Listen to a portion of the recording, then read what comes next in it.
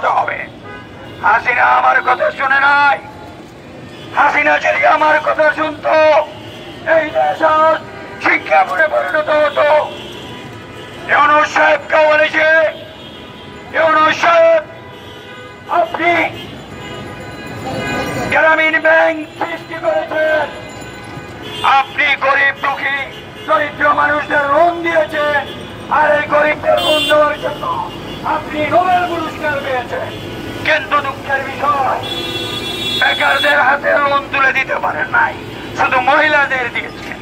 আমি বলেছিলাম বেকার যুবক বৃদ্ধ বাড়ি জমি বন্ধক রেখে যাতে 10 লাখ 20 লাখ টাকা লোন পেতে পারে সেই ব্যবস্থা করুন। এই দেশ থেকে বেকারত্ব দূর হবে। ওই দুর্নীতিবাজ ব্যাংকগুলো গরিবদের লোন দেয় চোর বাটপার ধনী লোকে দেয়।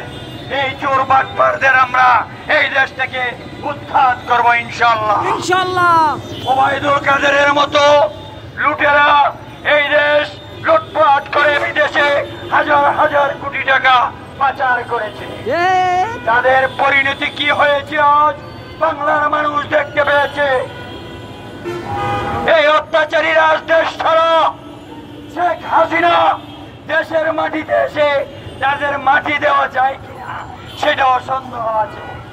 তাই সাবধান হয়ে যাও হে অত্যাচারী দল, সাবধান হয়ে যাও। বাংলার মানুষ বীর জাতি, এই বীর বাঙালিকে শোষণ অত্যাচার করে দমিয়ে রাখা যাবে না। এই বাঙালি জাতি বীরের জাতি।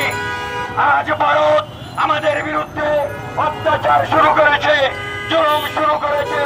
হাসিনাকে সামনে রেখে এই দেশ থেকে বহু টাকা লুটপাট করেছে ভারতীয়রা।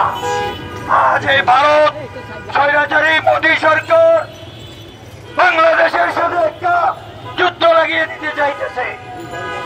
আমি ভারত সরকারকে হুঁশিয়ার করে দিতে চাই, এটা বাংলাদেশ, বীর বাঙালি দেশ। লড়াই করার জন্য যদি তোমার সাথ জাগে, সে সাথ আমরা মিটাবো। আমরা এমন দাঁত ভাঙ্গা জবাব দেব, অত্যাচারী ভারতীয়রা এই দেশ ছেড়ে পালাতে বাধ্য হবে ইনশাল্লাহ। আমি ইউনূস সাহেবকে বলেছি, আপনি দেশ চালান, আপনার অভিজ্ঞতা কম, জ্ঞানী গুণীদের সাথে নিন, দেশপ্রেমিকদের সাথে নিন, এই দেশ উন্নত হবে।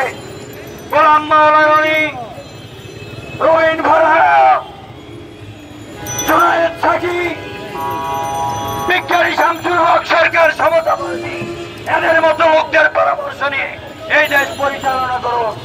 সব দলে ভালো লোক আছে, সব দলে মন্দ লোক আছে। এই দেশ বাংলাদেশ, এই দেশ মুসলিম রাষ্ট্র। আমরাও মুসলিম দ্বারা নির্যাতিত হতে পারি না। নারে তাকবীর, আল্লাহু আকবার বলে মুসলমানের একদিন পৃথিবী জয় করেছিল। আজ ধর্মান্ধ মুসলমানের জন্য ভারত আমাদের হাতছাড়া হয়েছে। ধর্মান্ধ মুসলমান অশিক্ষিত ভুলের জন্য বার্মার রোহিঙ্গারা, লক্ষ লক্ষ রোহিঙ্গা বাংলাদেশে আশ্রয় নিয়েছে। বাংলাদেশ এই বিশাল বোঝা বহন করে চলেছে। আমি ইউনূস সাহেবকে বলেছি, বাংলাদেশকে শক্তিশালী উন্নত রাষ্ট্রে পরিণত করতে পারি। আপনি আমাকে 50 লক্ষ টাকা লোনের ব্যবস্থা করে দিন, অথবা আমার সহযোগিতা নিন। আমি আপনাকে সহযোগিতা করতে চাই। এই দেশে একটি গরিব মানুষ থাকবে না, এই দেশে একটি বেকার থাকবে না। সোনার বাংলাদেশ সোনায় পরিণত হবে, সোনার বাংলাদেশ সোনার বাংলাদেশে পরিণত হবে ইনশাআল্লাহ। ইউনূস সাহেব, আপনি যদি আমার কথা না শুনেন, হাসিনার মতো আপনার পরিণতিও একই হবে। এখনো সময় আছে, ক্ষমতায় বসেছেন, ক্ষমতায় বসে গরিবদের দিকে তাকান, আমাদের দিকে তাকান। এই দেশ উন্নত রাষ্ট্রে পরিণত হবে। আমি আর আমার বক্তব্য বিলম্বিত করতে চাই না। আমি শেষবারের মতো ইউনূস সাহেবকে অনুরোধ জানাচ্ছি, আপনি আমাকে 50 লক্ষ টাকা লোন দিয়ে সহযোগিতা করুন। আমার আবিষ্কার আমি কাজে লাগাই, এই আবিষ্কার কাজে লাগাইলে বাংলাদেশ উন্নত রাষ্ট্রে পরিণত হবে ইনশাল্লাহ।